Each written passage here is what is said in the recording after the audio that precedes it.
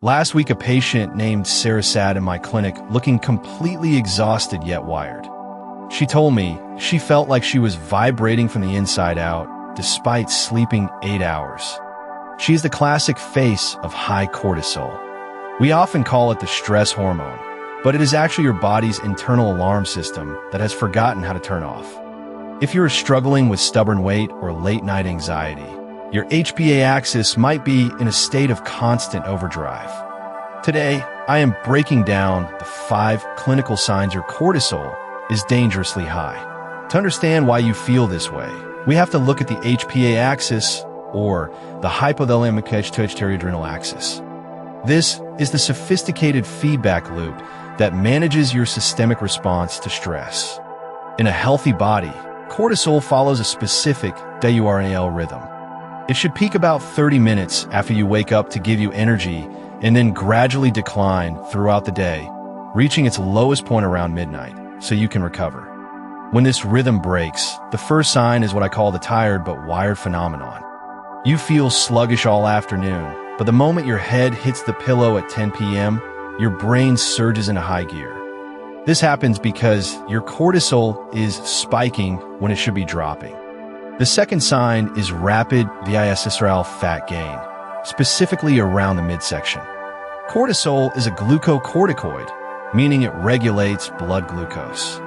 When it remains elevated, it triggers gluconeogenesis, breaking down protein into sugar. This causes an insulin spike, which signals your body to store fat deep in the abdominal cavity to protect your organs from perceived danger. The third sign is a suppressed immune system. You might notice that you're catching every cold that goes around, or that small cuts take weeks to heal. High cortisol levels inhibit the production of cytokines, which are the signaling proteins your immune cells use to communicate.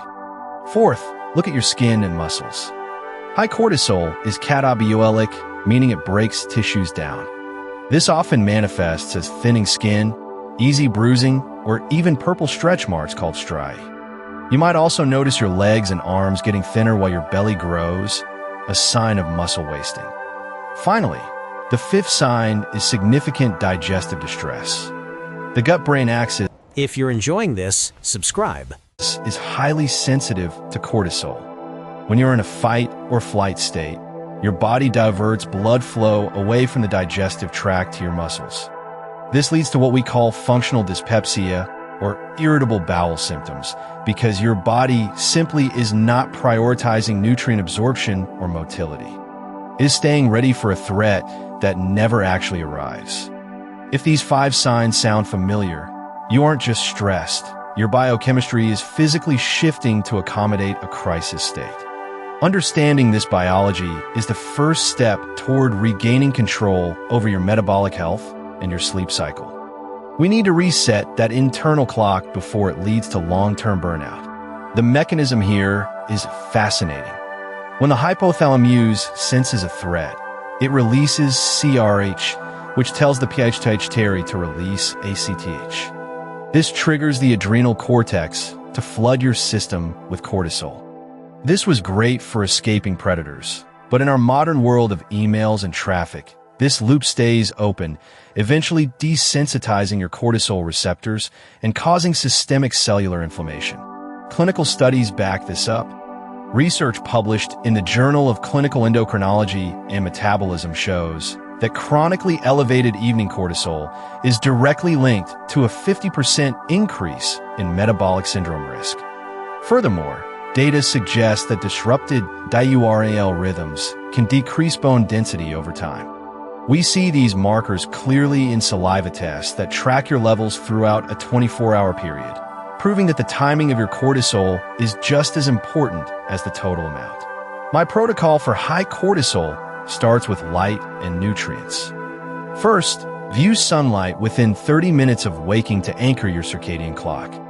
Second, stop all caffeine by noon to prevent interference with your evening decline. Third, supplement with adaptogens like Ashwagandha or phosphatidylserine, which have been shown to lower serum cortisol by up to 25% in stressed individuals. Finally, prioritize a high-protein breakfast to stabilize your blood sugar and prevent those early morning cortisol spikes. As your doctor, I want you to remember that your body isn't failing you. It is just trying to protect you. Listen to these signs, start the protocol, and be patient. If you found this helpful, subscribe to Dr. Sanchez LM and hit that notification